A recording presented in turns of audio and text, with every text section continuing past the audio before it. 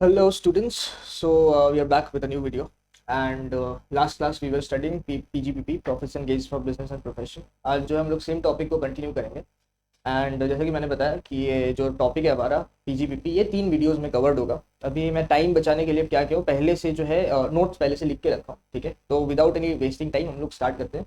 अभी 25 मार्क्स का टॉपिक है तो 3 वीडियो तो कम ही बोला मैंने।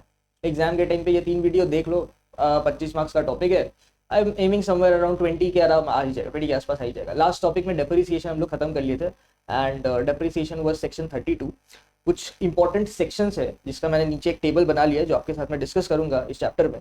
बट उससे पहले मैं एक बार बता देता हूँ, जैसा कि मैंने लास्ट क्लास में भी बताया था, अभी बता देता हूँ कि पीजीबीपी जब हम लोग कैलकुलेट करते हैं तो बेसिकली 2 मेथड्स होता है for calculation of profits and gains from business and profession. ठीक है, एक होता है डायरेक्ट मेथड, एक होता है इनडायरेक्ट मेथड।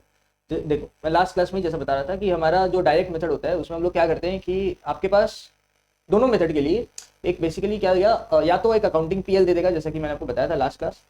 अकाउंटिंग पीएल के अलावा कभी कभी जो है ना आपको रिसीट पेमेंट अकाउंट भी दे सकता है। ठीक है, तो हम लोग क्या करेंगे, अंडर डायरेक्ट मेथड जो है हम लोग एक नया प्रॉफिट एंड लॉस अकाउंट बनाएंगे as per section 28 to 44 of income tax act. ठीक है, अभी आपको पता है, मैंने लास्ट क्लास भी बताया था, अभी बता रहा हूँ कि हमारा जो इनकम टैक्स एक्ट है ना वो आपका accounting profit and loss statement को मान के नहीं चलता है। ठीक है, वो बोलता है कि आपने जो जो खर्चे रिकॉग्नाइज किए हैं जरूरत नहीं है कि हम लोग भी वो सारे खर्चे रिकॉग्नाइज करें। यानी कि ऐसा आइटम हो सकता है जो as per accounting profit and loss आपका एक्सपेंस है, बट वो सेम खर्चा हो सकता है जो कि एज पर अपना इनकम टैक्स का प्रॉफिट लॉस आपका खर्चा नहीं है। सर एग्जाम्पल दीजिए सर, जैसे कि डोनेशन, जैसे कि रेंट टू प्रोपराइटर, जैसे कि आपका प्रोविजंस। तो ये सब जो आइटम है ये हम लोग क्या करते हैं, अकाउंटिंग पीएल के डेबिट साइड में लिखते हैं, ये हमारा अकाउंटिंग पीएल को डिक्रीज कर देता है, प्रॉफिट को डिक्रीज कर देता है। बट ये तीनों आइटम जो है ना, हमारा जो इनकम टैक्स वाला पीएल है वहां पे रिकॉग्नाइज ही नहीं है।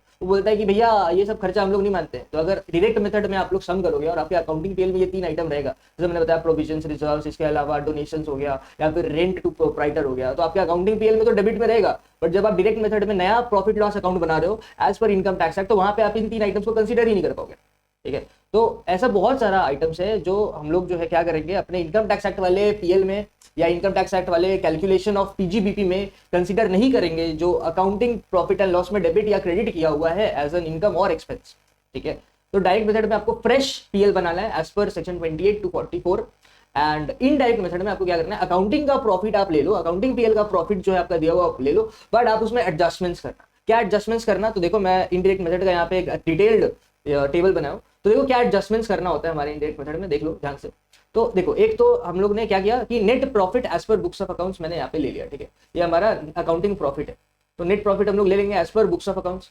इसके अलावा हम लोग क्या करेंगे कि इस प्रॉफिट से सर्टेन एडजस्टमेंट्स करेंगे। क्या क्या है सर वो एडजस्टमेंट, देखो सबसे पहले हम लोग करेंगे कि एक्सपेंसेस जो डिसअलाउड है, सर डिसअलाउड एक्सपेंसेस क्या होता है, डिसअलाउड एक्सपेंसेस होता है वो खर्चे जो आपके अकाउंटिंग पीएल में तो है बट इनकम टैक्स एक्ट उन खर्चों को रिकॉग्नाइज नहीं करता। सर रिकॉग्नाइज नहीं करते इसका मतलब क्या, देखो ऐसा खर्चा जो आपके अकाउंटिंग पीएल में रिकॉग्नाइज है बट इनकम टैक्स वाले पीजीबीपी निकालते समय ये अनरिकॉग्नाइज है, डिसअलाउड है। इससे होगा क्या कि अकाउंट बुक्स ऑफ अकाउंट्स में आपका प्रॉफिट तो उन खर्चों से डिक्रीज हो जाएगा, क्योंकि बुक्स ऑफ अकाउंट्स में वो अलाउड है, वो रिकॉग्नाइज है। तो बुक्स ऑफ अकाउंट से आपका जो है बुक्स ऑफ अकाउंट्स वाला प्रॉफिट उन खर्चों से जो है डिक्रीज हो जाएगा, क्योंकि खर्चे का काम ही है प्रॉफिट को कम करना। बट सिंस वो खर्च हमारे इनकम टैक्स वाले पीजीबीपी के कंप्यूटेशन के टाइम पे अलाउड नहीं है, रिकॉग्नाइज नहीं है, तो आपको क्या करना होगा, इवन तो आपने अकाउंटिंग प्रॉफिट को डिक्रीज कर दिया भाई, दोस्त खर्चे आपको वापस से ऐड बैक करके इंक्रीज करना होगा।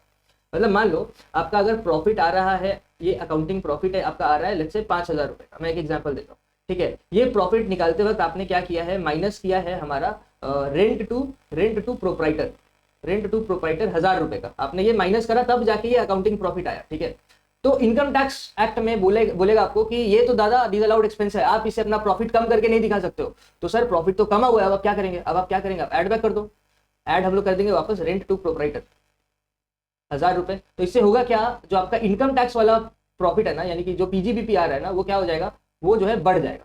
तो डिसअलाउड खर्चों का काम ही यही है, आपका इनकम टैक्स का प्रॉफिट जो आने वाला है, जो पीजीबीपी आने वाला है उसको इंक्रीज कर देने का। तो ऐसा बहुत सारा आइटम्स होगा जो हमारे अकाउंटिंग प्रॉफिट को कम कर रहा होगा, बट इनकम टैक्स में सिंस वो डिसअलाउड है तो उसको हम लोग क्या करेंगे, एड बैक करेंगे और अपना जो है पीजीबीपी बढ़ जाएगा इवेंचुअली। ठीक है, समझ में आया, आई होप आपको समझ में आ रहा है। आगे बढ़े, इसके बाद और क्या क्या एडजस्टमेंट्स होता है सर, आप वो भी बता दीजिए, लगेगा हाँ जी बताएंगे। तो इसके अलावा क्या एडजस्टमेंट्स होता है, देखो income allowed under this head but not credited to PL. अभी मान लो कोई एक ऐसा इनकम है जो इनकम टैक्स बोल रहे हैं कि आप इनकम मान लो, आप अपना इनकम बढ़ा लो इससे, बट आपका अकाउंटिंग प्रॉफिट लॉस में वो इनकम है ही नहीं। अभी मान लो एक बंदा है जिसका 2 बिजनेस है, ठीक है, जिसका 2 बिजनेस है, एक है उसका वो पर 2 बिजनेस का एक ही पीएल बनाता है। अभी मान लेते हैं कि उसका पर्सनल आ रहा है एग्रो इनकम, नहीं एग्रो इनकम नहीं मानते, कुछ और मानते, चलो मान लेते हैं एक बंदा है मिस्टर ए, वो एक प्रॉफिट लॉस अकाउंट मेंटेन कर रहा है। अब इस प्रॉफिट लॉस अकाउंट में बहुत सारा आइटम है, ठीक है, बट मिस्टर ए का पर्सनल इंटरेस्ट अर्न हुआ है, मिस्टर ए का एक पर्सनल इंटरेस्ट अर्न हुआ है। अब ये क्या किया बंदा कि ये इंटरेस्ट नहीं, यहाँ पे तो फिर वो इंटरेस्ट तो आईफॉस का हो जाएगा, रुक जाओ, हम एक अच्छा एग्जांपल देते हैं आपको, एक सेकंड।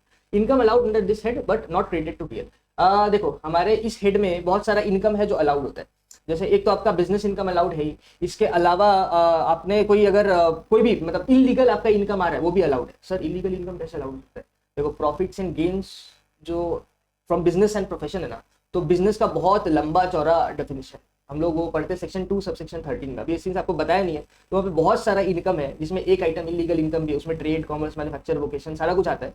तो ये सारे बिजनेस एक्टिविटी से आप जितना इनकम अर्न कर रहे हो वो सारा चीज हमारा बिजनेस इनकम कंसिडर होता है। पीजीबीपी में हम लोग उसको एज एन इनकम कंसीडर करते हैं। बट हो सकता है कि वो इनकम जो आपका अकाउंटिंग प्रॉफिट लॉस में नहीं है, अब अकाउंटिंग पीएल में नहीं है वो इनकम, इसका मतलब क्या है कि आपका प्रॉफिट जितना आना चाहिए था उससे कम फिगर पे दिख रहा है। तो अगर ऐसा कोई इनकम है जो पीजीबीपी में तो आना चाहिए था बट आपके अकाउंटिंग पीएल में नहीं आ रहा है, तो वो इनकम को आप क्या करो, सिंपली एड बैक कर लो और इससे अपना प्रॉफिट को क्या कर लो, इंक्रीज कर लो।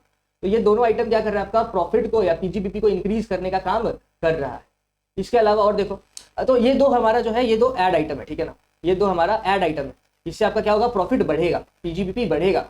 अब सर बस ऐड आइटम में लेस आइटम, हाँ लेस आइटम भी होता है, क्या क्या देखो, expenses allowed but not debited to PL, expenses allowed but not debited to PL. अभी मान लो आपने आपका है profit as per books of accounts let's से 10,000 एंड ये 10,000 प्रॉफिट आया है, ये प्रॉफिट लाने के लिए जो है आप डेप्रिसिएशन माइनस किए हो 2,000 का। अब देखो अकाउंटिंग डेप्रिसिएशन है ना, अकाउंटिंग डेप्रिसिएशन जब मैं आपको लास्ट क्लास सेक्शन 32 पढ़ा रहा था तो वहां पे मैंने आपको बोला था कि income tax act accounting depreciation को कंसीडर नहीं करता है, रिकॉग्नाइज नहीं करता है। तो हम लोग क्या करेंगे, इस प्रॉफिट में एक्सपेंसेस डिसअलाउड, क्योंकि accounting depreciation is disallowed expenditure because income tax act does not recognise accounting depreciation. हम लोग क्या करेंगे, अपने पीजीबीपी कंप्यूटेशन के टाइम पे डेप्रिसिएशन के ऐड बैक कर देंगे।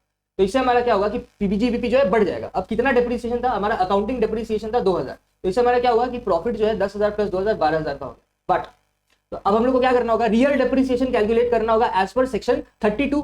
हम लोग इनकम टैक्स वाला डेप्रिसिएशन कैलकुलेट करेंगे। मान लो इनकम टैक्स वाला डेप्रिसिएशन आ रहा है, इनकम टैक्स वाला डेप्रिसिएशन आ रहा है 1,500 रुपए का। अब इनकम टैक्स वाला जो भी डेप्रिसिएशन आप लोग कैलकुलेट किए हो, क्या वो अकाउंटिंग पीएल में होगा? सर अकाउंटिंग पीएल में तो नहीं होगा क्योंकि सर ये डेप्रिसिएशन तो हम लोग अभी कैलकुलेट किया। एग्जैक्टली आपके अकाउंटिंग पीएल में वो डेप्रिसिएशन होगा जो as per books of accounts होना चाहिए था। बट ये जो आप डेप्रिसिएशन कैलकुलेट कर रहे हो as per income tax act section 32, तो ये तो आप अपने अकाउंटिंग पीएल में लिखे नहीं होगे। मतलब ये वो खर्चा है जो कि अलाउड है बट आपके पीएल में क्रेडिट किया हुआ, सॉरी डेबिट किया हुआ नहीं है। कौन सा पीएल में डेबिट किया हुआ है सर, अकाउंटिंग पीएल में डेबिट किया हुआ नहीं। तो हम लोग क्या करेंगे, ये अलाउड खर्चा जो अकाउंटिंग पीएल में डेबिट होना चाहिए था बट जो डेबिट नहीं हुआ है उसको यहाँ से माइनस कर देंगे। तो हम लोग क्या करेंगे, यहाँ पे लिखेंगे डेप्रिसिएशन एज पर सेक्शन 32 1,500 रुपए, और हम लोग क्या करेंगे, इससे अपना प्रॉफिट को कम कर लेंगे। तो 12,000 माइनस 1,500 कितना होता है, 10,500 रुपए, ये आपका आ जाएगा पीजीबीपी। समझ में आया? तो expenses allowed but not debited to PL is nothing but those expenses जो इनकम टैक्स एक्ट रिकॉग्नाइज कर रहा है जिससे वो आपको अपना प्रॉफिट कम करने देगा। बट ये खर्चा जो है आपका अकाउंटिंग पीएल में नहीं दिख रहा है, अब नहीं दिख रहा है पर दिखना चाहिए था, तो अपना प्रॉफिट कम कर लो, कम करके दिखा लो, कम टैक्स दे देना। ठीक है, बस लॉजिक फंडा तो यही है। फंडा समझ जाओ तो आपको जो है ट्रीटमेंट बहुत आसान लगेगा। ऐसे इस टॉपिक में है नहीं, बस एडलेस करके आपको पीजीबीपी निकालना है। अब क्या ऐड होगा क्या लेस होगा उसके लिए आपको जो है कुछ रूल्स ध्यान में रखना होगा। That's it. तो ये क्या होगा, ये जो आपका expense allowed but not debited to PL, ये क्या करेगा, आपका प्रॉफिट को कम कर देगा। ठीक है, इसके अलावा सर और क्या है, income not taxable but credited to PL. अभी देखो हम लोग जब अकाउंटिंग पीएल बनाते हैं ना तो हम लोग तो टैक्स का पॉइंट ऑफ व्यू देखते हैं नहीं, तो उधर पे सारा इनकम हम लोग डाल देते हैं। उसमें से एक दो इनकम होता है जिसपे टैक्स लगता ही नहीं है, जो आपका एग्जेम्प्टेड इनकम है। सर एग्जेम्प्टेड इनकम मतलब agricultural income from rural agro land in India. याद है जब हम लोग एग्रीकल्चर पढ़ रहे थे तो वहां पे देखे थे कि हमारा जो एग्रो इनकम होता है earn from agricultural land in India वो एग्जेम्प्ट होता है। तो क्या फर्क पड़ता है? अभी एग्जेम्प्ट होता भी है तो हमारे अकाउंटिंग पीएल में तो आया होगा एज एन इनकम, अगर बिजनेस इनकम अर्न हो रहा है तो हम लोग क्या करेंगे, ये वो इनकम है जो टैक्सेबल है ही नहीं, जो एग्जेम्प्ट है, बट फिर भी हम लोग अकाउंटिंग पीएल में लिखा के रखे, अपना इनकम बढ़ा के रखे, पर टैक्स तो लगेगा नहीं, तो क्या करो आप इनकम कम कर दो। समझ में आया? तो ऐसा और भी आइटम हो सकता है, interest to public provident fund भी हो सकता है। ऐसा 1-2 आइटम है, 3-4 आइटम है जो आपको आएगा सम में, हम लोग जैसे सम करेंगे आपको बताएंगे। तो income not taxable but credit to PL का लॉजिक क्या है सर? इसका लॉजिक सिंपल है कि ये वो इनकम है जिसपे टैक्स लगता ही नहीं है, बट आपने अकाउंटिंग पीएल बनाते वक्त इससे अपना प्रॉफिट को बढ़ा के दिखाया हुआ है। तो हम लोग क्या करेंगे, सिंपली इस इनकम को डिक्रीज कर देंगे, अपना प्रॉफिट जो इससे कम कर देंगे। तो ये क्या करना है, आपका पीजीबीपी को डिक्रीज करने का काम कर रहे हैं। अच्छा, income not taxable under this head but credit to PL. अच्छा, अभी देखो कुछ इनकम है जो पीजीबीपी में टैक्सेबल नहीं है, बट आपके अकाउंटिंग पीएल में इससे प्रॉफिट बढ़ा हुआ है। अब सर ये कौन सा खर्च है? मान लो आपने कोई फिक्स्ड असेट बेच दिया, और फिक्स्ड असेट बेच के आपका प्रॉफिट आ रहा है लेट्स से 25,000 रुपए का।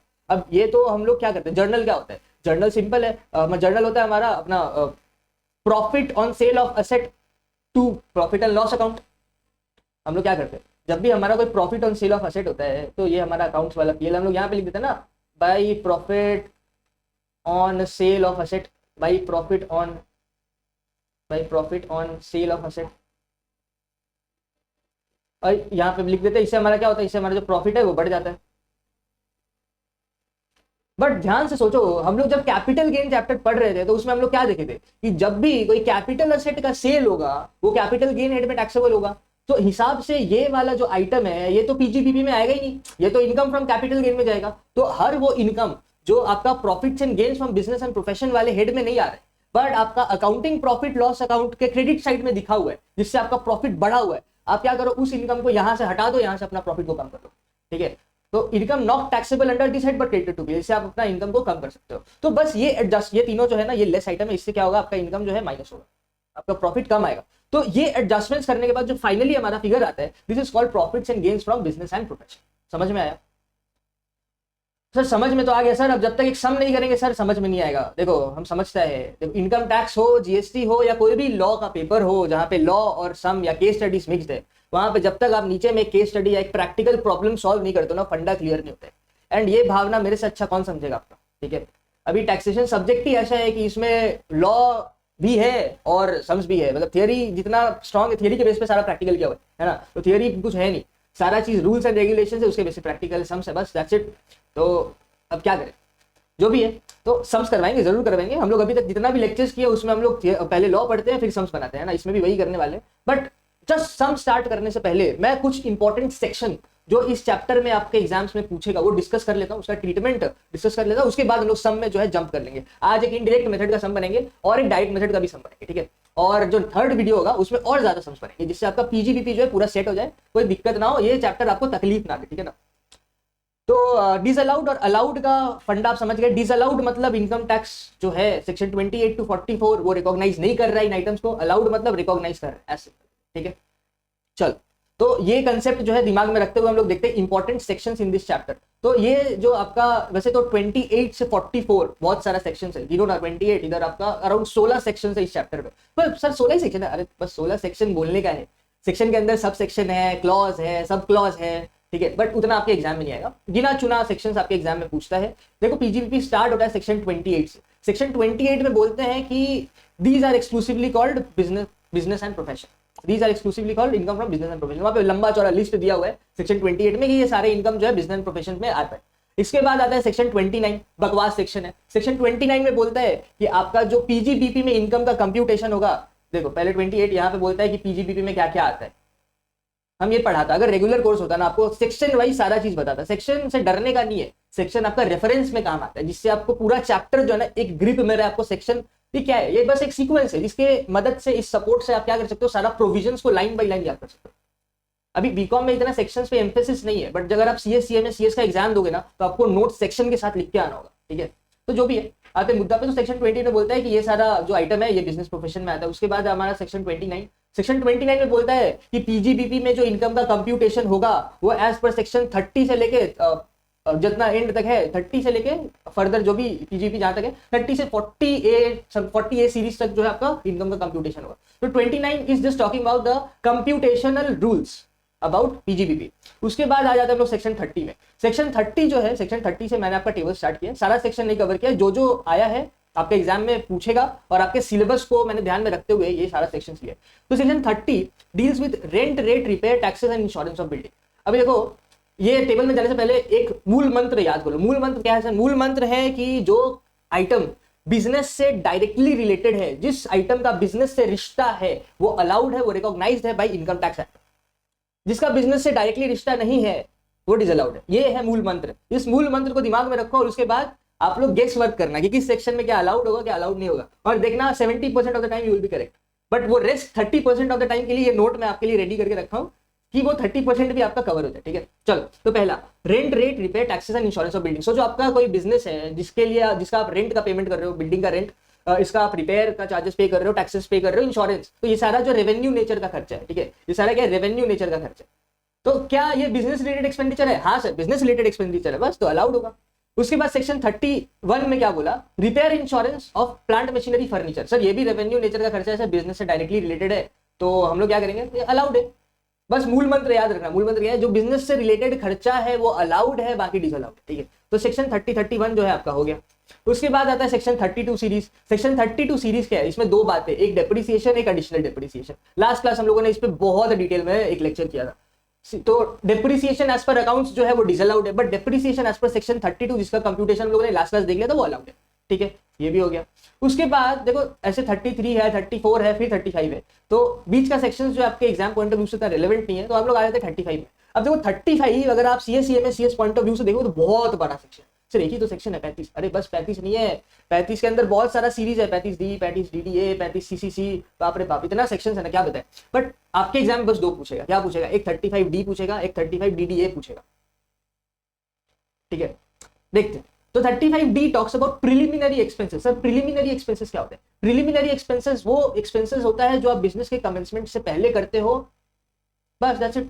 रिसर्च वर्क में, पेपर वर्क में आपका, फिर क्या बताए उसको, जो भी है डॉक्यूमेंटेशन में, लीगल एक्सपेंसेस में, मार्केटिंग में, इंजीनियरिंग कॉस्ट, ये सारा जो है आपका प्रिलिमिनरी एक्सपेंसेस होता है। ठीक है, तो प्रिलिमिनरी एक्सपेंसेस आप बिजनेस के आगे जो भी किए, मान लो आप बिजनेस स्टार्ट कर रहे हो 1/4/2023 को।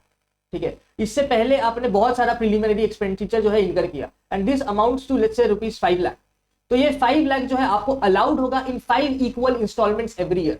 5 इक्वल इंस्टॉलमेंट्स एवरी ईयर, यानी कि अगले 5 साल में इक्वली हर साल आपको अलाउड है। यानी कि पहले साल में 23-24 में आपको अलाउड होगा 5 लाख इंटू 1/5, फिर 5 लाख इंटू 1/5, और यही सिलसिला चलता रहेगा हर 5 साल में, यानी कि हर साल आपको लाख रुपए करके जो है अलाउड होगा। बट यहाँ पे एक चीज ध्यान रखना बहुत इंपॉर्टेंट है, आपका मैक्सिमम प्रिलिमिनरी एक्सपेंडिचर जो है ना वो कॉस्ट ऑफ प्रोजेक्ट का 5% से एक्सीड नहीं हो सकता है। सर कॉस्ट ऑफ प्रोजेक्ट क्या होता है? देखो मेरा बहुत मन है कॉस्ट ऑफ प्रोजेक्ट आपको डिटेल में समझाने का, अब मेरा बहुत मन है आपको कैपिटल एम्प्लॉयड डिटेल में समझाने का, बट टाइम वेस्ट होगा।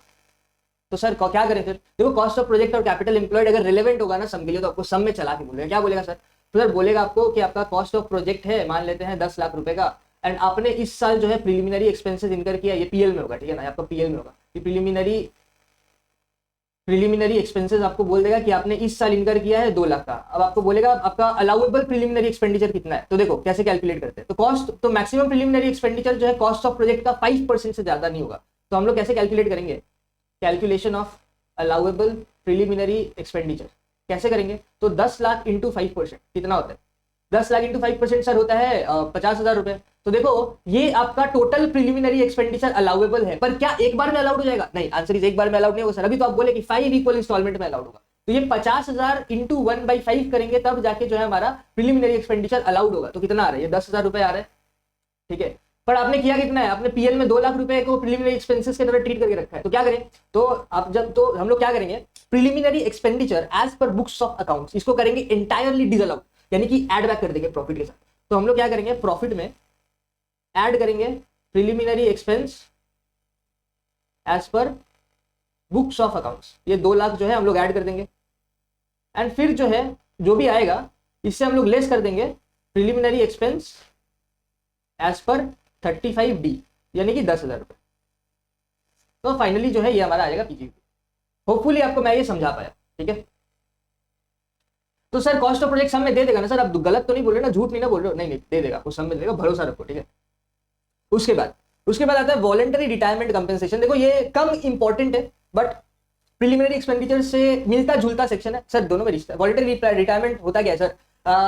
वॉलंटरी रिटायरमेंट होता है जैसे मान लो कि आपने क्या किया कि आपने जो है कंपनी से अपने मर्जी से रिटायरमेंट ले लिया, ठीक है। वॉलंटरी शब्द का मतलब होता है अपने मन से। तो आप जब अपने मन से कंपनी से रिटायरमेंट ले लोगे ना, तो आपका एम्प्लॉयर इज लायबल टू पे यू अ कॉम्पेंसेशन, ठीक है। इसी को हम लोग बोलते हैं वॉलंटरी रिटायरमेंट कंपेंसेशन। अभी ये क्या होता है, हर वक्त ये ऑप्शन नहीं होता है कि आप अगर अपने मन से रिटायर हो गए तो कंपनी आपको कुछ अमाउंट पे करेगी, हर वक्त ये नहीं होता है। बेसिकली क्या होता है कि अगर कंपनी को बल्क में ले ऑफ करना होता है या बल्क में जो है लोगों को निकालना होता है, तो कंपनी क्या करती है, जनरली एक स्कीम लाती है। उस स्कीम का नाम होता है वॉलंटरी रिटायरमेंट स्कीम। इस स्कीम में कंपनी क्या करती है कि आपको बोलती है कि अगर आप अपने, अभी देखो कंपनी तो फायर नहीं कर सकती ना लोगों को डायरेक्टली, तो कंपनी का रेप्यूटेशन पे फर्क पड़ेगा। तो कंपनी स्कीम में क्या बोलती है कि अगर आप अपने मन से रिटायरमेंट लोगे तो आपको XYZ अमाउंट का जो है हम लोग क्या करेंगे, कंपेंसेशन देंगे। तो अगर वॉलंटरी रिटायरमेंट स्कीम के तहत आपको कोई कंपेंसेशन दे रही है कंपनी, तो in the hands of company ये खर्चा जो है अलाउड होगा, बट अलाउड होगा in 5 equal installment under cash basis. यानी कि अगर वॉलंटरी रिटायरमेंट कॉम्पेंसेशन कंपनी दे रही है 10 लाख रुपए का, तो ये 10 लाख रुपए अलाउड होगा कंपनी को इन 5 इक्वल इंस्टॉलमेंट्स कैश बेसिस पे। यानी कि जब एक्चुअली में वो 1/5 ऑफ द अमाउंट का पेमेंट करेगा, यानी कि 10 लाख रुपए का 1/5 कितना होता है, 2 लाख रुपए होता है। अब ये 2 लाख रुपए कंपनी को अलाउड होगा as a allowed expenditure, but कब होगा, जब वो एक्चुअली में ये 2 लाख रुपए का पेमेंट करेगी, ठीक है। तो वॉलंटरी ये दोनों मिलता जुलता सेक्शन ट्रीटमेंट वाइज हम लोग कर लिए, 35D और 35DD है, ठीक है। इसके अलावा आगे बढ़ते हैं। इसके बाद है हमारा 36(1). अब देखो 36 सीरीज का जो है ना, एक ऑलमोस्ट एक ही जैसा सारा खर्चा है, ठीक है। तो एक बार आप ये चीज एक बार देखो, हम थोड़ा पानी पीते हैं, फिर सेक्शन 36 डिस्कस करते हैं। इसके बाद 1-2 सेक्शन बचेगा, डिस्कस करके सब में जंप करेंगे, ठीक है।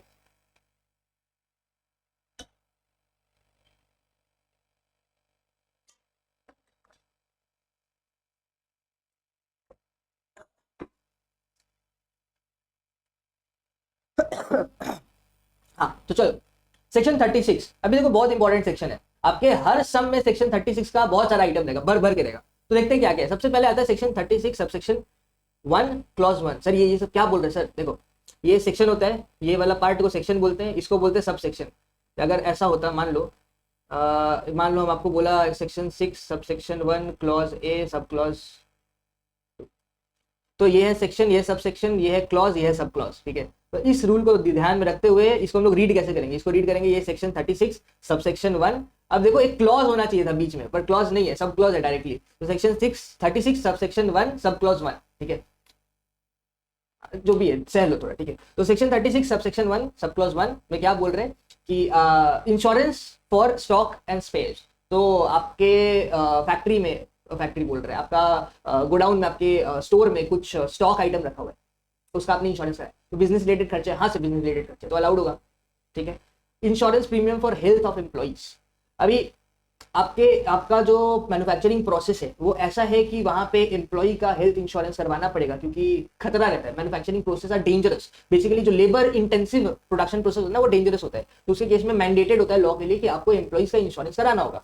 तो employ insurance premium paid for health of employees अगर ये कंपनी दे रही है तो ये भी अलाउड है, बट अलाउड तब होगा जब आप कैश में पेमेंट नहीं करोगे, यानी कि आप एनी अदर मोड में पेमेंट करो, चेक के थ्रू करो, ड्राफ्ट के थ्रू करो, अकाउंट पे चेक, अकाउंट पे draft, and any other mode of electronic clearing system.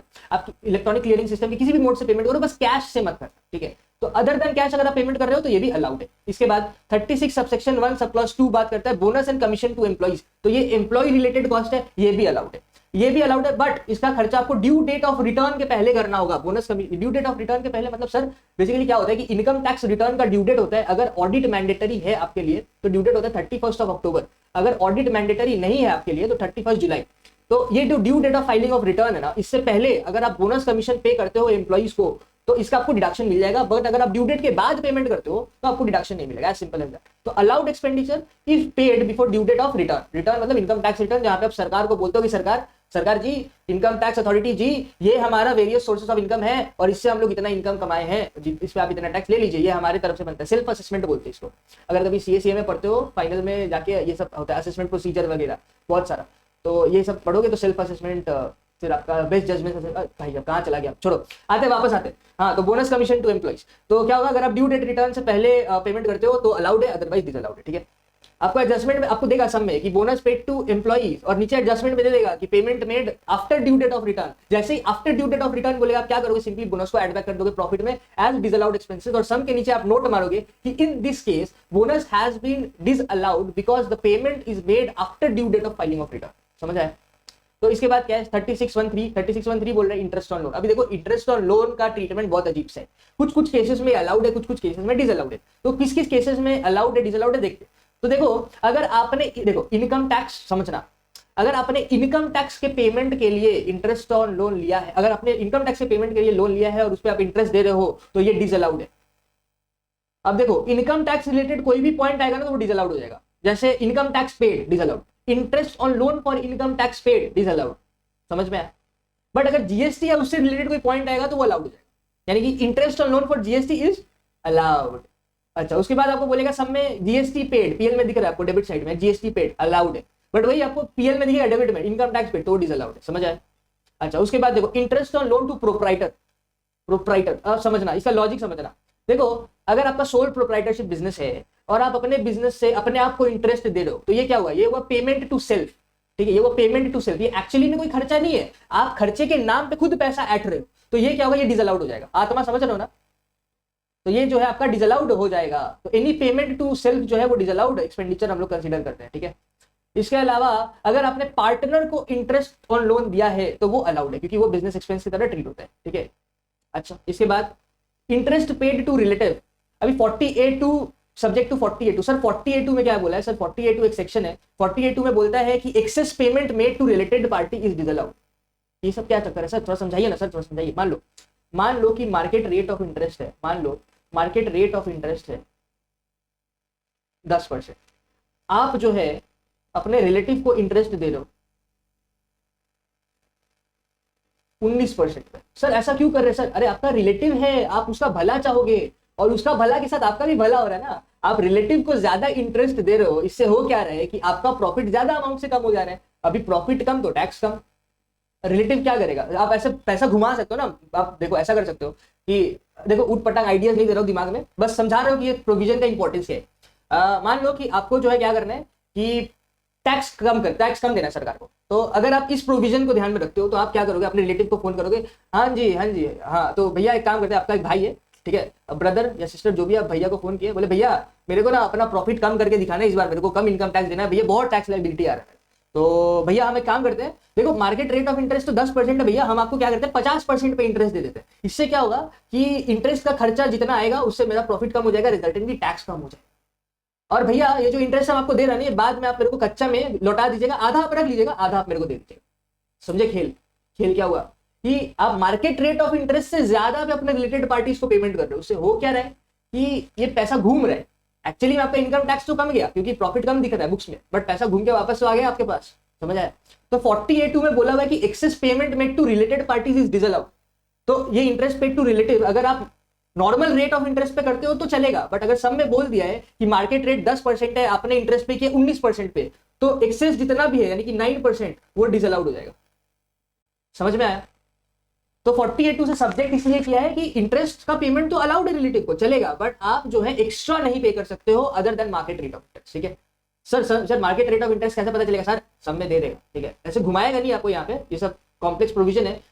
वैसे अगर आप सीएससी में इंटर दे देते, सीएस इंटर दे रहे तो वहां पे तो यहाँ पे मतलब क्या बताए, बहुत क्वेश्चंस पूछता है। सेक्शन 30 इतना वाइटल है ना उसके लिए, यहाँ पे कम वाइटल है, यहाँ पे घुमाएगा नहीं आपको, डायरेक्ट बता देगा ये मार्केट रेट ऑफ इंटरेस्ट। ठीक है, अच्छा उसके बाद तो ये अलाउड है। हाँ, interest on loan for payment of dividend, ये भी अलाउड है। आपने डिविडेंड को आपका पेमेंट करना है, डिविडेंड तो जानते हो आपका प्रॉफिट हुआ है, बट आप चाहते हो इस प्रॉफिट को अपने शेयर होल्डर्स में डिस्ट्रीब्यूट करना है, इसके लिए आपने लोन लिया है, तो अगर आप इसका इंटरेस्ट देते हो तो ये अलाउड, बस बिजनेस का खर्चा इसीलिए। ठीक है, तो 3613 भी हो गया। 3614 सर ये सब जो आप पढ़ा रहे हैं ये allowed disallowed allowed disallowed allowed, देखो याद रखना पड़ेगा 70% केसेस में आपका आत्मा, अगर आप इस टॉपिक का आत्मा समझ जाओगे, जो मूल मंत्र मैंने आपको बताया कि बिजनेस से रिलेटेड खर्चा अलाउड बाकी डिसअलाउड, अगर आपको ये ब्लड में दौड़ने लगा ना ये कंसेप्ट, मैं आपको सारे प्रोविजंस के पीछे का रीजन बता रहा हूँ, तो आप जो 70% गेस राइट कर लोगे कि ये अलाउड होगा ये डिसअलाउड होगा। बट सर उस 30% का क्या? देखो आपको पास करवाना है मेरे को, तो इसीलिए मैं टेबल बनाई इतनी मेहनत से, तो आपको 30% के लिए टेबल याद करना होगा, बार बार पढ़ना, जिससे सारा चीज याद हो जाएगा। ठीक है, उसके बाद सेक्शन 3614 ये बोलता है कि अगर आपका एम्प्लॉयर कंट्रीब्यूशन कर रहा है आरपीएफ, आरपीएफ क्या होता है सर, रेलवे प्रोटेक्शन फोर्स, नहीं नहीं, आरपीएफ होता है recognise provident fund. Provident fund तो आपने सुना ही होगा, बहुत घर पे बात होता है इसके बारे में। तो रिकॉग्नाइज प्रोविडेंट फंड मतलब ऐसा फंड जो कि रिकॉग्नाइज है बाय इनकम टैक्स एक्ट, ठीक है। तो अगर आपका एम्प्लॉयर उसमें कंट्रीब्यूशन करता है तो अलाउड है, ठीक है। सिमिलरली अप्रूव्ड एसीएफ, एसीएफ क्या होता है सर, एसीएफ होता है सुपर एनुएशन फंड, ये भी एक तरह का रिटायरमेंट फंड है, ठीक है।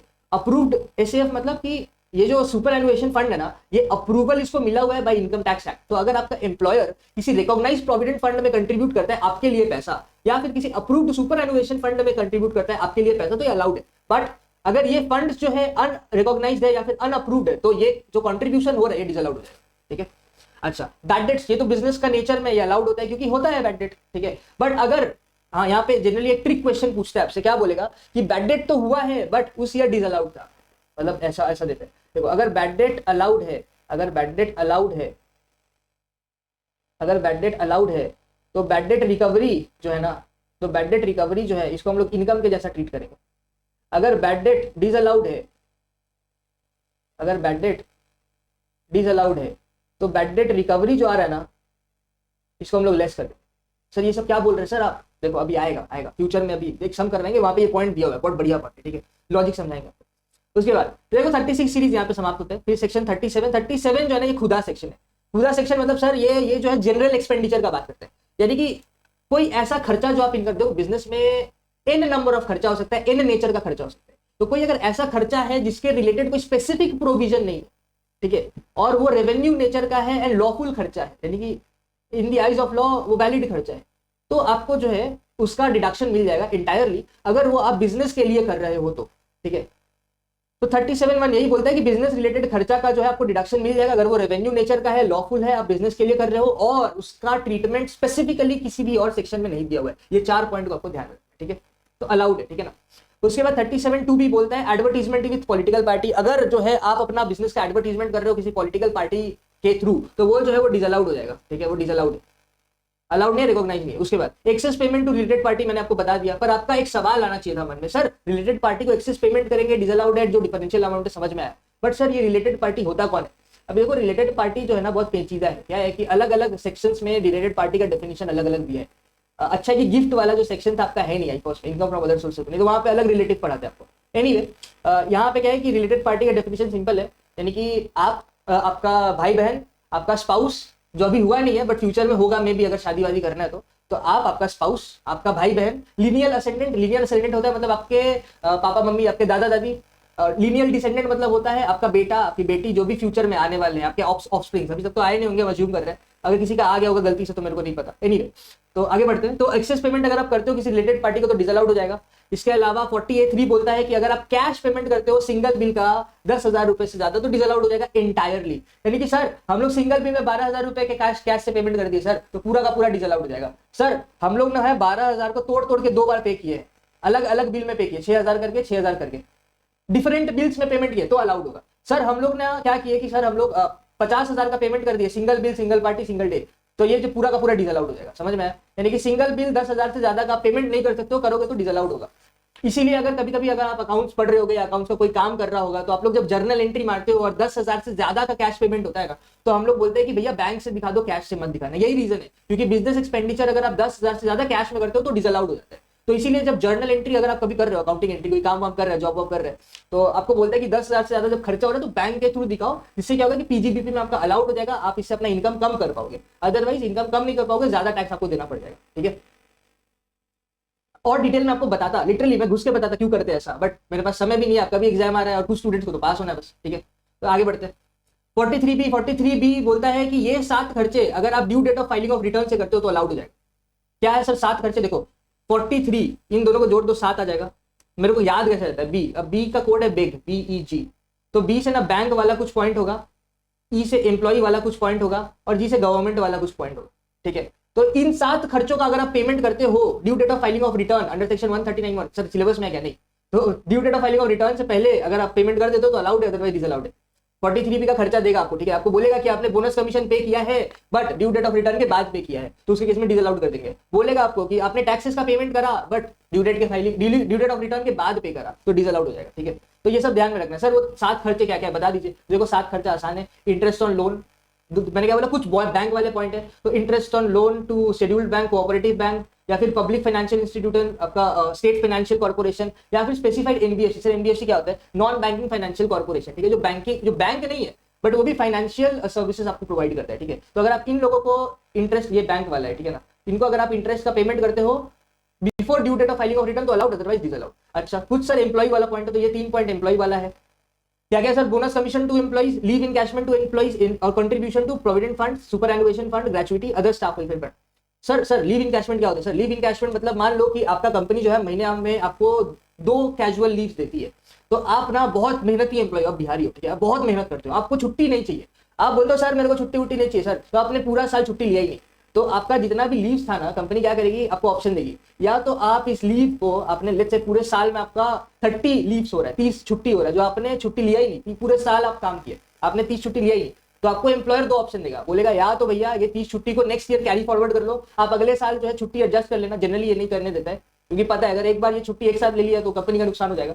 दूसरा ऑप्शन क्या देता है कि ये जो 30 छुट्टियां ली है आपने, तो आप पर डे बेसिस पे इसका कॉम्पेंसेशन ले लो एम्प्लॉयर से। इसको हम लोग बोलते हैं लीव इनकैशमेंट, यानी आपके छुट्टी ना लेने के वजह से जो पेमेंट बन रहा है उसका प्रोपोर्शनेट अमाउंट आपको कैश में मिल जाएगा, इसको बोलते हैं लीव इनकैशमेंट। तो अगर एम्प्लॉयर आपको लीव इनकैशमेंट का पेमेंट करता है before due date of filing of return, तो एम्प्लॉयर को जो उसका डिडक्शन मिल जाएगा, ठीक है। और उसके बाद फाइनली आ जाता है कुछ गवर्नमेंट वाला पॉइंट। तो गवर्नमेंट को अगर आप 2 पेमेंट करते हो, एक तो टैक्सेस का, दूसरा अगर रेलवे असेट आप यूज कर रहे हो, तो इन दोनों का अगर आप पेमेंट करते हो तो आपको अलाउड हो जाएगा before due date of filing of return. तो देखो बस यही है, ये कुछ सेक्शंस आपको ध्यान में रखना है। जैसा मैंने आपको आत्मा समझाया कि अगर बिजनेस से रिलेटेड खर्चा तो अलाउड, अदरवाइज डिसअलाउड, इसको ध्यान में रखो। 70% हैवी हैंडल हो जाएगा, बाकी 30% के लिए आपको चार्ट अच्छे से देखना होगा। और ये चार्ट अगर आप देख लेते हो, आपको सारा चीज समझ में आ जाता है, तो आपका सम्स आराम से बनेगा विदाउट एनी क्या बताए कोई कॉम्प्लिकेशन के बिना, ठीक है। आसान सम है, बस एक बार प्रोसेस समझ जाओ, मजा आएगा करने में, ठीक है ना। तो यहाँ पे मैंने एक सम लिया है जो आपका पास्ट ईयर में पूछा हुआ था 2019 में, बढ़िया सा सम है, इसमें मोस्टली सारा पॉइंट्स कवर हो जाएगा, जो नहीं होगा मैं बता दूंगा, ठीक है। तो एक बार ये सम पढ़ो, मैं यहाँ पे वीडियो रोकता हूँ और उसके बाद जो है हम लोग सोल्यूशन करेंगे, ठीक है। ये रहा आपका सम, ठीक है, रीड करिए उसको। तो देखो सिंपल है, ये सम है आपका। एक बार फटाफट सम को पढ़ते हैं, क्या क्या है आइटम्स देखते हैं, चलो आ जाओ। तो क्या बोला है,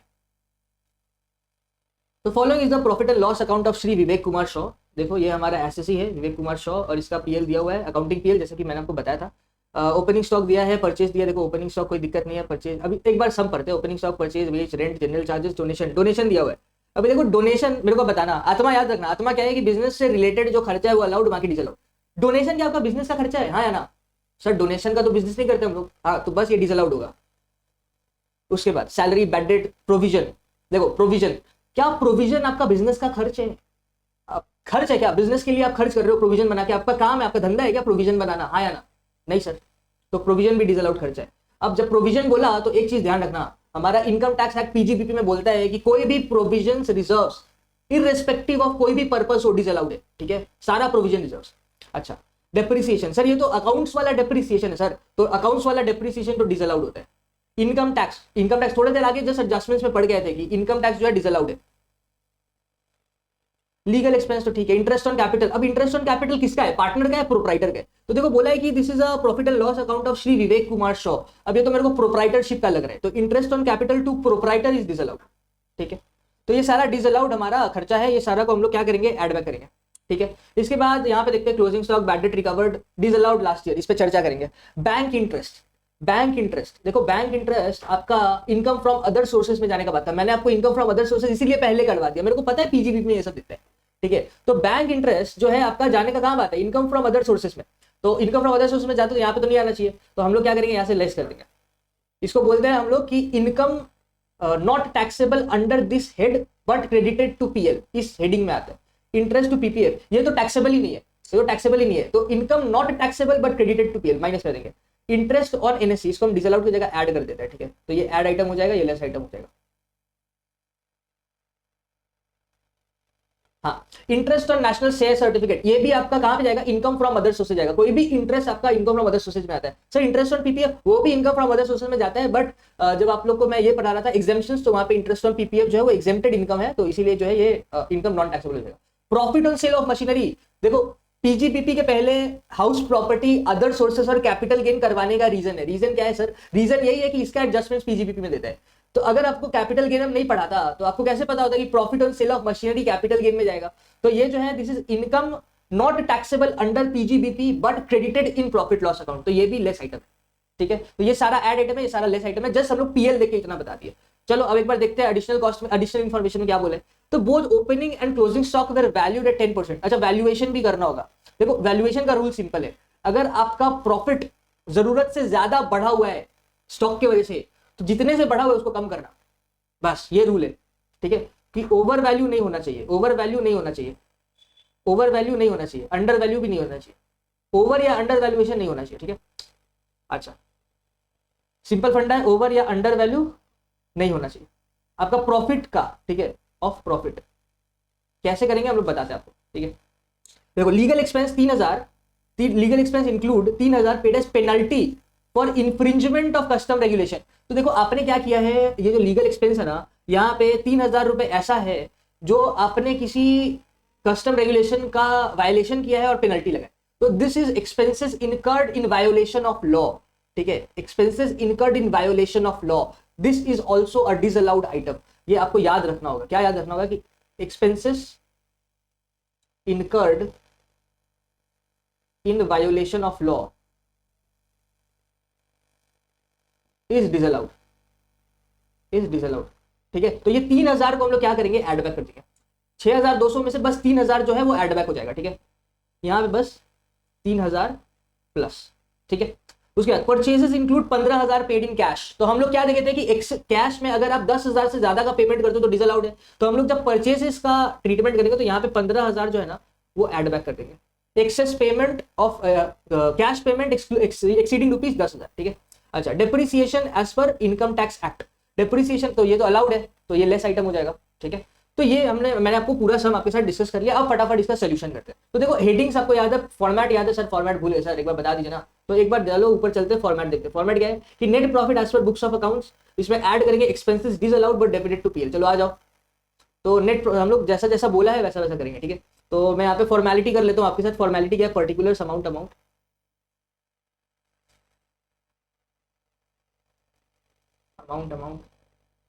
तो पहले लेते हैं net profit as per books of accounts. आप लोग बुक्स ऑफ अकाउंट्स लिखना, आप लोग नेट प्रॉफिट लिखना, आप लोग मेरे जैसा शॉर्टकट यूज मत करना, ठीक है। शॉर्टकट यूज करो तो अपने रिस्क पे करो, बाद में मार्क्स कटेगा तो मेरे को बोलना मत कि सर आपने बताया नहीं। ऐड क्या था, expenses disallowed, expenses disallowed but debited to PL, इसको करना है अंडरलाइन। तो क्या क्या है, सबसे पहला, तो सबसे पहला है सर यहाँ पे मेरे को दिख रहा है परचेज में, तो परचेज में करते हैं। तो cash purchase, cash purchase exceeding rupees 10,000, तो डिसअलाउड। और क्या है देखो, उसके बाद है donation to national relief fund, disallowed. कितना है, 2,500। उसके बाद है सर, उसके बाद है provision for doubtful debt 6,200, provision for doubtful debt 6,200। इसके बाद क्या है, इसके बाद है depreciation as per books of accounts, depreciation as per books of accounts कितना है सर, देख लो, डेप्रिसिएशन 10,500, 10,500। इसके बाद क्या है, इसके बाद है income tax,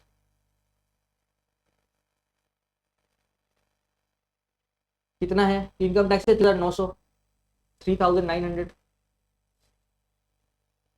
legal expenses 6,200, but पूरा का पूरा करेंगे क्या, नहीं सर। लीगल एक्सपेंसेस, यहाँ पे लीगल एक्सपेंसेस नहीं लिखते, यहाँ पे लिखते हैं expenses incurred, expenses incurred in violation of law, in violation of law. तो ये 3,000 का है। और कुछ है, और है interest on capital to proprietor, तो यहाँ पे लिख देते हैं इंटरेस्ट टू प्रोप्राइटर। तो इंटरेस्ट टू प्रोप्राइटर जो है वो डिसअलाउड होता है, इंटरेस्ट टू पार्टनर जो है वो अलाउड होता है, ठीक है। तो इंटरेस्ट टू प्रोप्राइटर कितना है, 8,000 रुपये, 8,000 है ना, हाँ जी 8,000। और कुछ है?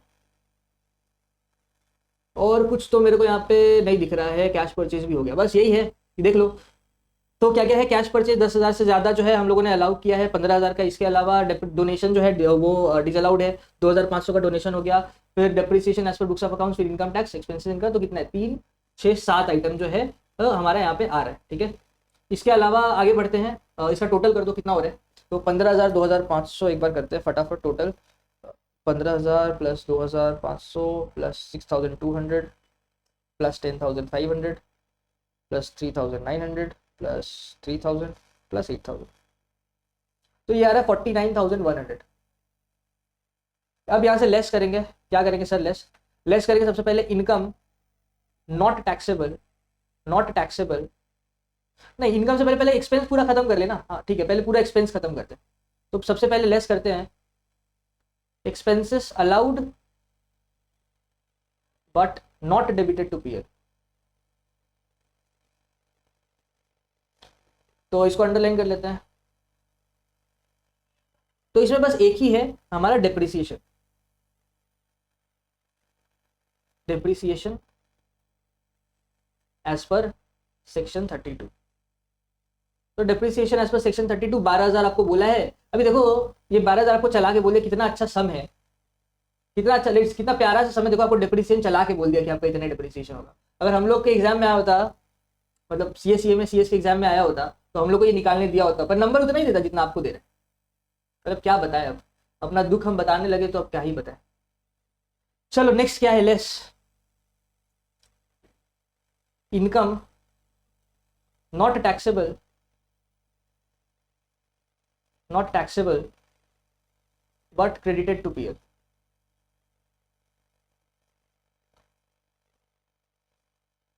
क्या क्या है तो देखते हैं। सबसे पहला इनकम मैंने यहाँ पे क्या बताया था है इंटरेस्ट। देखो दो एग्जेम्प्टेड है। एक है अपना पीपीएफ, बस एक ही तो है पीपीएफ, बस दैट्स इट। और एग्रो इनकम है क्या? नहीं, बस पीपीएफ ही है, इंटरेस्ट ऑन पीपीएफ।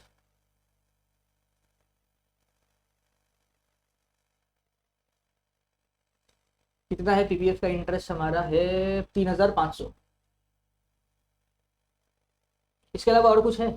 नहीं सर, और कुछ नहीं। अरे देखो बैड डेट रिकवरी दिया हुआ है, एक बार थोड़ा सा चर्चा कर देते हैं। तो देखो बैड डेट रिकवरी जो है ना, वो अलाउड होता है, ठीक है। बैड डेट रिकवरी अलाउड होता है, इसको हम लोग इनकम के जगह जैसा कंसिडर भी करते हैं।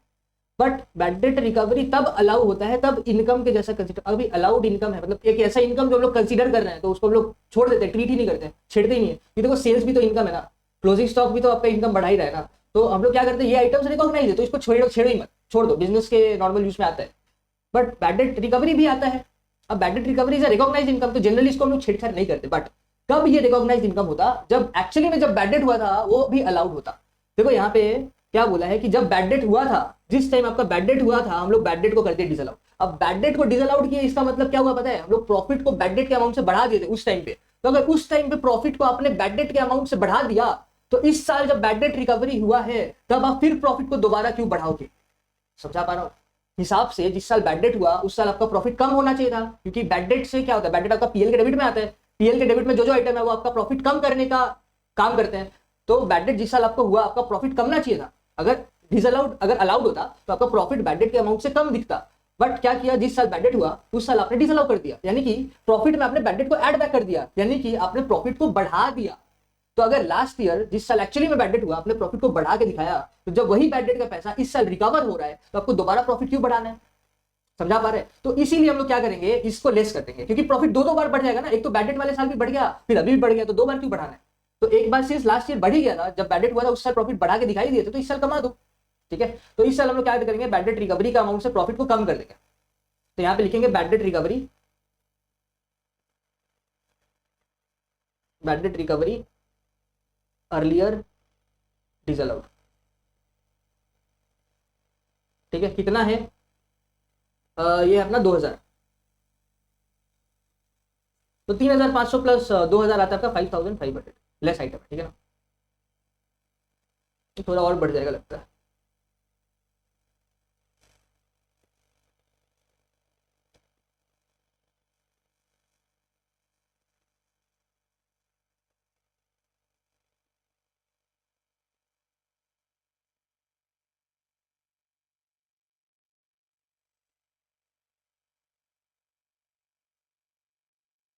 उसके बाद आते हैं less income not taxable, income not taxable under this head but credited to PL, but credited to PL.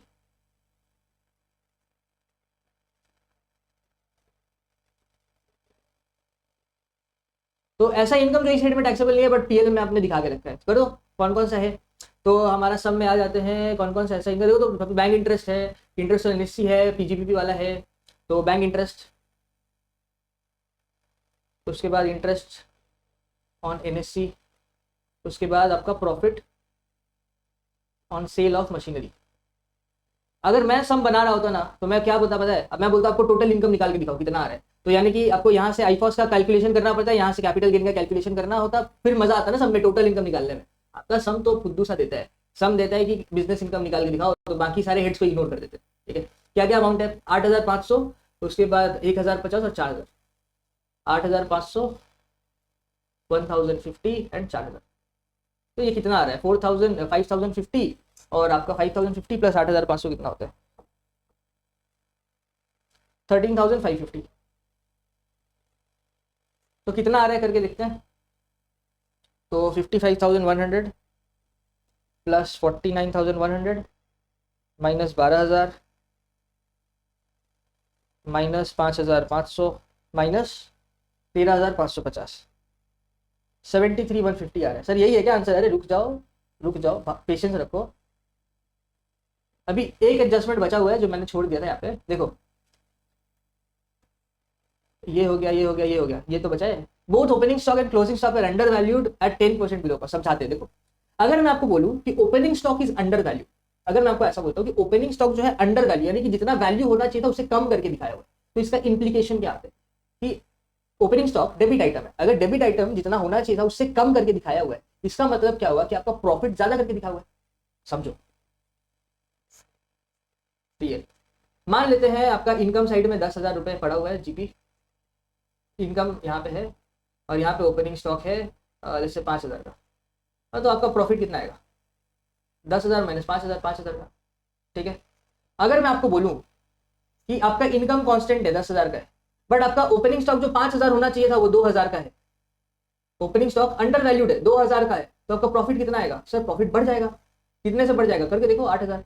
यानी कि जितने अमाउंट से आपका ओपनिंग स्टॉक कम है उतने अमाउंट से आपका प्रॉफिट बढ़ जाएगा। समझ में आ रहा है? तो under valuation of opening stock से क्या होता है, आपका प्रॉफिट जो है इन्फ्लेटेड फिगर पे दिखता है। तो जितना ज्यादा आपका प्रॉफिट बढ़ के दिखा हुआ है ना उसी अमाउंट से आपको क्या करना है, प्रॉफिट को कम करना है। ठीक है, जितने अमाउंट से आपका प्रॉफिट बढ़ा हुआ है उस अमाउंट से आपको क्या करना है, प्रॉफिट को कम करना है। ठीक है, तो अभी देखो हमारे सब में क्या बोला है कि both opening and closing stock were valued 10% below cost, यानी कि कॉस्ट जो था ओरिजिनल उससे 10% लो पे इसका वैल्यूएशन हुआ है। यानी कि अगर ओपनिंग स्टॉक 100 था तो लेस अंडर वैल्यूएशन 10%, तो जो प्रेजेंट वैल्यू है वो 90 पे है, यही होना चाहिए था। तो अगर 90 इज इक्वल टू 90,000, सर ये 90,000 कहाँ से लेके आए, यहाँ से लेके आए भाई, सब में दिया हुआ है 90,000, देखो दिख रहा है। तो अगर 90% इज इक्विवेलेंट टू 90,000 तो ये 10% कितना होगा, क्योंकि यही अमाउंट तो ऐड बैक करना है ना, यही अमाउंट तो ऐड बैक करना है, 10% कितना होगा, सिंपल यूटिलिटी मेथड लगाओ ना, तो 90,000 इंटू 10 डिवाइडेड बाई 90, ये कितना आएगा, ये आपका आएगा 10,000। ठीक है, तो करते हैं, हम लोग करेंगे add under valuation of opening stock 10,000, कैसे कि हम लोग 90,000 इंटू 10 बाई 90। ठीक है, similarly less under valuation of closing stock. Sir ये लेस क्यों कर रहे हैं सर, बता दीजिए ना सर। हाँ तो बता देते हैं, आपको बताने के लिए तो है हम यहाँ पे। तो देखो आपका क्लोजिंग स्टॉक को अंडर वैल्यू क्यों है, ठीक है, मतलब समझना। आपका मान लेते हैं कि थोड़ा सा इसी वाले टेबल में हम डेटा को थोड़ा मैनिपुलेट करते हैं। यहाँ पे मान लो कि आपका जो पीएल है ऐसा है, तो आपका यहाँ पे पड़ा हुआ है इनकम मान लेते हैं 5,000 का है, आपका क्लोजिंग स्टॉक जो है वो लेट्स से 4,000 का है, तो आपका प्रॉफिट कितना आएगा सर प्रॉफिट तो फिर मेरा 5,000 प्लस 4,000 9,000 आएगा। बढ़िया। अब हम बोलते हैं कि सेम सेम चीज़ है, इनकम आपका कांस्टेंट है 5,000 का, बट आपका जो क्लोजिंग स्टॉक है वो हम लोग कम करके दिखा रहे हैं। ये क्लोजिंग स्टॉक 4,000 की जगह 2,000 का कम कर दिया, तो आपका प्रॉफिट क्या हो जाएगा? प्रॉफिट भी कम जाएगा सर। कितने से कम जाएगा? 5 तो 7,000 हो गया, 2,000 से कम गया। लेकिन जितने से क्लोजिंग स्टॉक अंडर वैल्यूड है उतने से प्रॉफिट कम हो जाएगा। जितने से क्लोजिंग स्टॉक अंडर वैल्यूड है उतने से हमारा क्या हो जाएगा? प्रॉफिट कम हो जाएगा। समझा पा रहे?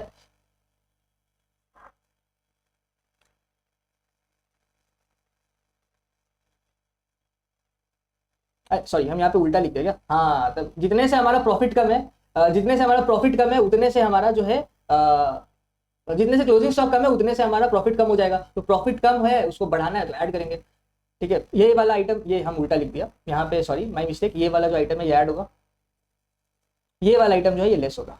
सर ये लेस क्यों होगा? अरे सोचो ना, ओपनिंग स्टॉक अगर अंडर वैल्यूड है यानी कि प्रॉफिट बढ़ा हुआ है, प्रॉफिट को कम करके दिखाना है, बस यही बात है। ठीक है, तो कैसे कैलकुलेट करेंगे सर? देखो, अगर आपका ऐसे देखो कि आपका जो है क्लोजिंग स्टॉक अगर 100 था और उसको अंडर वैल्यू किए 10% से, तो हो गया 90। ये प्रेजेंट वैल्यू है। अगर 90 इज इक्विवेलेंट टू कितना है क्लोजिंग स्टॉक का वैल्यू? 1,44,000, 1,44,000। तो ये वाला कितना होगा? सिंपल है, 1,44,000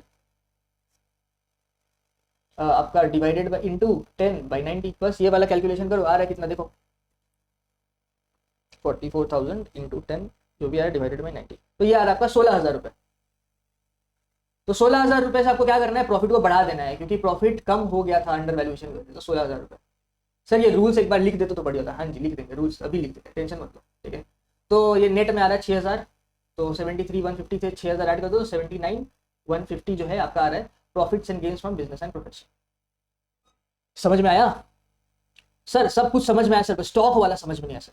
एक बार हम यहाँ पे देखो, वीडियो पॉज करना, ये आपका हम समझा रहा था लॉजिक, अगर आप काम का लगे तो ये कॉपी करना। इसके अलावा यहाँ पे वीडियो पॉज करना, सम का स्क्रीनशॉट लेके आप लोग सम लिख लेना। यहाँ पे राइट साइड में जो है मैंने आपको दिखाया है, लॉजिक बताया कि वैल्यूएशन का क्या रूल्स है। ठीक है, प्रॉफिट बढ़ जाता है अगर आप लोग ओपनिंग स्टॉक का वैल्यूएशन करते हो, इसीलिए एडजस्टमेंट के टाइम पे हम लोग लेस करते थे। ठीक है, इसके बाद फिर यहाँ से सोल्यूशन स्टार्ट हुआ है। मैं यहाँ पे स्क्रीन को रख देता हूँ, आप लोग यहाँ पे पॉज करके स्क्रीनशॉट ले सकते हो। फिर ये सेकेंड पार्ट हो गया, यहाँ पे भी पॉज करके आप लोग स्क्रीनशॉट ले सकते हो। एंड फिर ये जो है ये फाइनल पार्ट है, यहाँ पे पॉज करके स्क्रीनशॉट ले सकते हो। फिर आप लोग सम जो है कॉपी कर लेना। मैं यहाँ पे स्टॉक का वैल्यूएशन का रूल्स लिख देता हूँ, एक बार देख लो। हैशटैग एक और सम करवाने का बात तो था, पर आज लगता नहीं हो पाएगा, बहुत टाइम चलेगा इस वीडियो में। ठीक है, तो नेक्स्ट वीडियो में ही करवा देंगे। डायरेक्ट मेथड, सॉरी ये तो हो ही गया, डायरेक्ट मेथड वाला सम करवाना, इनडायरेक्ट तो करवा दिया। वैल्यूएशन ऑफ स्टॉक, मैं आपको रूल्स बता देता हूँ क्या करना है। तो सबसे पहला अंडर वैल्यूएशन। तो अंडर वैल्यूएशन अगर ओपनिंग स्टॉक का होगा, अंडर वैल्यूएशन अगर ओपनिंग स्टॉक का होगा, यानी कि ओपनिंग स्टॉक अंडर वैल्यूड है, इसका मतलब जो है हमारा प्रॉफिट बढ़ा हुआ है, तो प्रॉफिट को कम करना होगा, तो ये लेस हम लोग करेंगे। ठीक है, अगर अंडर वैल्यूएशन क्लोजिंग स्टॉक का हुआ है, यानी कि प्रॉफिट जो है वो under valuation closing stock right side में आता है, राइट साइड वाला आइटम पीएल के राइट साइड में आता है, पीएल का राइट साइड वाला आइटम प्रॉफिट बढ़ाने के लिए आपको जो है कंट्रीब्यूट करता है। तो अगर क्लोजिंग स्टॉक कम होकर दिखा, यानी कि प्रॉफिट कम हुआ पड़ा है, प्रॉफिट बढ़ाना है आपको, तो ये ऐड आइटम। ठीक है, अच्छा फिर आता है ओवर वैल्यूएशन। ओवर वैल्यूएशन अगर ओपनिंग स्टॉक का करके रखे तो वही सेम लॉजिक लगाओ ना। ये आपका पीएल है, ये आपका इनकम है 10,000 का, आपका ओपनिंग स्टॉक है 5,000 का। ठीक है, तो आपका प्रॉफिट कितना आएगा? प्रॉफिट आएगा 5,000। अभी मान लो हम आपको बोलता है कि ये 5,000 नहीं होके 4,000, तो क्या हुआ? सॉरी ये तो अंडर वैल्यू कर दिया। ये 5,000 नहीं होके लेट्स से आपको बोलता 7,000 है, तो क्या होता? आपका प्रॉफिट जो है इसके चलते 5,000 से बदल के 3,000 हो जाता, आपका प्रॉफिट कम हो जाता।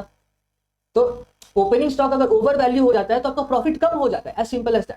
ठीक है, ये लॉजिक से आपको समझ में आ गया। तो अगर प्रॉफिट जो है आपका कम हो गया तो प्रॉफिट बढ़ा दो ना, ऐड बैक कर दो, ऐड आइटम है। सिमिलरली अगर आप ओवर वैल्यूएशन करते हो क्लोजिंग स्टॉक का, तो अगर आपका क्लोजिंग स्टॉक ओवर वैल्यूड है, यानी कि जरूरत से ज्यादा पे दिख रहा है, तो क्या होगा? तो इमेजिन करो एक प्रॉफिट लॉस अकाउंट, यहाँ पे आपका इनकम दिख रहा है लेट्स से 10,000 रुपए का, आपका क्लोजिंग स्टॉक दिख रहा है लेट्स से 5,000 रुपए का, और तो आपका प्रॉफिट कितना आएगा? आपका प्रॉफिट आएगा सर 10,000 प्लस 5,000 15,000 रुपए का। अब मान लो मैं आपको बोलता हूँ कि आपका क्लोजिंग स्टॉक जो ओवर वैल्यू है 5,000 की जगह 7,000 पे, तो आपका प्रॉफिट 15,000 से बदल के 17,000 हो जाएगा, यानी कि प्रॉफिट बढ़ जाएगा अगर क्लोजिंग स्टॉक ओवर वैल्यू हो जाए तो बढ़ा हुआ प्रॉफिट तो चाहिए नहीं, जितना प्रॉफिट होना चाहिए उतना करना होगा। तो हम लोग क्या करेंगे? सिंपली जितने से ओवर वैल्यू हुआ पर है उसको लेस करके। तो ये बस आपको होगा वैल्यूएशन का रूल्स। अगर ओवर ये अंडर या ओवर वैल्यूएशन होगा तो आप ये एडलेस आइटम लगा के आप कैलकुलेट कर सकते हो। ठीक है, बस ध्यान रखना कि अगर अंडर वैल्यूड होता है तो अमाउंट कैलकुलेशन ध्यान रखना 10/90 लगेगा। यहाँ पे भी मैंने 10/90 किया था, मैं यहाँ पे कैलकुलेशन लिख देता हूँ, 1,44,000 इंटू 10/90 किया था। ठीक है, ये 10/90 क्यों, क्योंकि जितने से कम हो गया उतना कम ना, ये वाला कैलकुलेशन ध्यान देना, ये वाला यहाँ पे जो किया था ना यूनिटरी मेथड वाला। ठीक है, बस बढ़िया है। तो एक बार आपको क्या करना है, नेक्स्ट क्लास देखने से पहले ये टेबल याद करके आना। ठीक है, और आज जो मैंने इलस्ट्रेशन क्लास में करवाया ये दोबारा हाथ से करके आना। ठीक है, चलो यहाँ पे हम जो है ये क्लास समाप्त करते हैं।